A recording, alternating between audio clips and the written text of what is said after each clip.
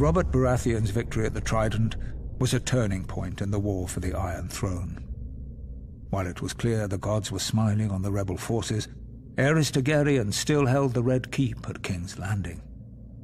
As Robert was wounded and unable to ride, it was up to Eddard Stark to make for the capital and force the Mad King to give up the throne. Lord Stark reached the city gates to find that Tywin Lannister, Lord of Casterly Rock, had already sacked the city in Robert's name. House Lannister had remained neutral up to this point, ignoring requests for help from both the Crown and the rebels.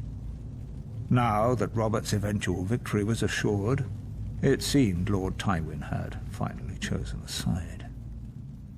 Lord Eddard was horrified by what he saw when he entered the city.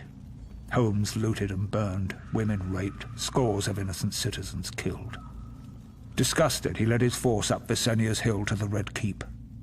Upon entering the throne room, he found King Aerys lying in a pool of blood, dead by the hand of his own sworn King's Guard, Jaime Lannister, who sat brazenly upon the throne. Demanding to know the whereabouts of Queen Rhaela, Lord Eddard was informed the Queen and her son Viserys had been spirited away to Dragonstone before the Lannisters arrived. But other members of the royal family were not as fortunate. Elia, Martell of Dorne, who was the wife of Prince Rhaegar, had been raped and murdered by Ser Cregor Clegane on Lord Tywin's orders. Ser Cregor and his men had also butchered Rhaegar's young children. When Robert was well enough to reach the capital, Lord Eddard demanded the Lannisters answer for their heinous crimes.